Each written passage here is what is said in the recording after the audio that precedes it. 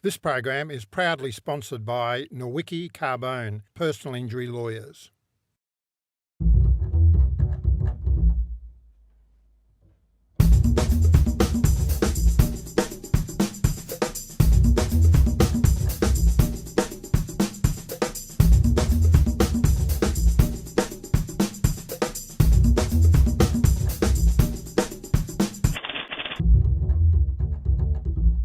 Good evening and welcome to Conflict of Interest. This is Greg Barnes, I'm Peter Farris. Tonight we're discussing public transport and our guest in the next segment will be Daniel Bowen of the Public Transport Users Association. Greg, I ride a bike, not as much as I should, but I do, and I live in the CBD in Melbourne. I don't ride on the streets because they're not safe. When I was a kid, in the 1950s, I used to ride to school. We lived 4 or 5 miles from the school. I used to ride there every day, as did nearly all the other kids. These days, I think most children get driven to school, or most of the children's parents we know. I reckon, and I hate to, and I'm sure you do too, but hate to be in a position where I agree with the Greenies on anything, but I reckon public transport-wise, bicycles are one of the great, bright solutions. I agree. I share your perspective on city roads, particularly around Melbourne. But you know, roads generally in Victoria are not particularly conducive for cyclists. The other day, I was in fact, I saw a classic example of the corner of Lonsdale, I think, in Spring. You know, some cyclists came around the corner, car nearly hit them, cyclists and cars start getting into a blue, so I handed out your card and mine. But I mean, you know, it just brought home the point that we really just don't do it properly. Say compared with some European countries where you've got dedicated bike lanes. Look at Amsterdam. I mean a whole stack of countries. But one of the things I think is interesting though, Peter, is that governments give lip service to transport policy. They're always talking about it.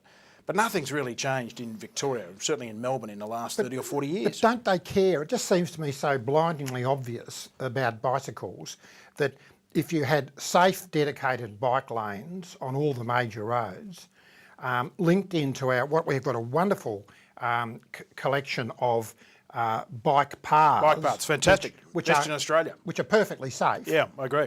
World class. Why we can't have safe road bike paths dedicated to bikes and people could ride to work, kids could ride to school. And this would be fantastic as far as obesity goes. It would help public transport. Even the Greens couldn't say that it's got a greenhouse effect unless it makes you fart more, and I'm not sure about that. But unfortunately, I don't think Daniel's a doctor, so we can't ask him either. But one of the questions that I think does emerge in this debate is what are we doing about public transport in the future? It's critical for Melbourne. I mean, are we serious? Are we serious about it, or do we just say, look, we just want a city full of cars? You know what's ironic, Peter, is that some cities in the US, including some of the most car-addicted cities in the US, like Houston in Texas, I think Dallas as well, are now moving towards sort of tram systems. Yes. Because they've realised politically that they're starting to lose votes, particularly in outer suburbs where people are taking 2 and 3 hours to get to work every day. Petrol prices have gone through the roof, come off at the moment, but gone through the roof. They're still through the roof in Australia because of the exchange rate. But, you know, politicians generally only react when there's a vote in it.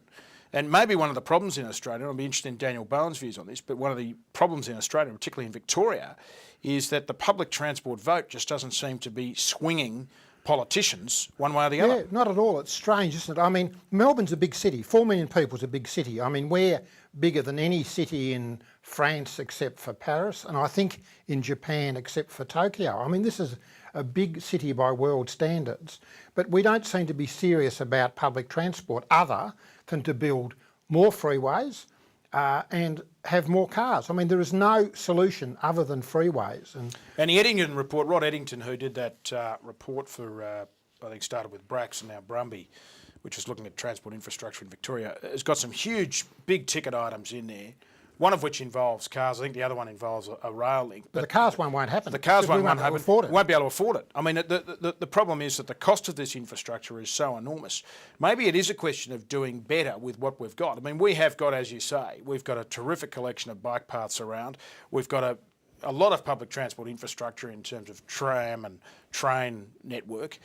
maybe we ought to be doing better with the existing infrastructure. Yeah, I just don't get any feeling that the government's really very concerned about it or very serious. And I think this is not a partisan issue. I think Liberal governments, Labor governments, they're both equally derelict in their duty. Well, you're not hearing the opposition Liberal Party saying anything about it. Well, in fact, it was a Liberal Party in the 1990s, and who privatised trams and trains. Those tram and trains, I'm a fan of privatisation in appropriate cases, but it just seems it hasn't. It's been a disaster. It just has not worked. It's partly a disaster because no government has been able to get a ticketing system working. Yeah. Do you understand how the tram tickets work? Well, I don't. I think we mentioned on this show a number of weeks ago the fact that you can get on a tram in Melbourne, you can travel up and down just about all day Bourke Street if you like, and never have to buy a ticket. Yeah. Because they just make it really hard to get a ticket. But it's a ridiculous system. Whereas you go to Hong Kong, where I go frequently, Tokyo, Singapore, Paris, anybody, you don't even know, you go to Tokyo, you don't know the language, almost nothing's in English, yet it's very easy to get around on the subway. Now, why can't we do that? I don't understand. What's the problem? Well, I think there's also a social side of this issue, which is that, one of the reasons for, poverty and for sort of cyclical poverty is people don't have access to infrastructure and people don't have access to transport. Now, public transport in the outer suburbs of Melbourne is lamentable. Well, it doesn't exist. It just doesn't exist. I don't think we've really put any public transport in, leaving aside freeways. Very little. Compared with the amount in the last 30 or 40 years we've had. Yeah. But isn't this all going to come home to roost? I mean, if you've got a house, 30 or 40 kilometres out of Melbourne, there's no public transport anywhere near you. Let's say your mother, father, and you've got 2 adult kids you're going to have 4 cars. Yeah. Well, how much does that cost? Yeah. No, look, I think it's absurd, and when petrol goes up and up and up and up, petrol's not going to get cheaper. Well, in the long term, petrol is going to continue to go north. And people in those electorates, and a lot of them, these are the so-called mortgage-built electorates, they will be wanting public transport because they will not be able to afford to run their cars. Well, let's leave it there, and we're going to have a look at some of the solutions in the next segment with Daniel Bowen from the Public Transport Users Association, which is probably the peak lobby group in Victoria, which has been looking at public transport issues now for a number of years. And we'll be with Daniel when we come back after this break.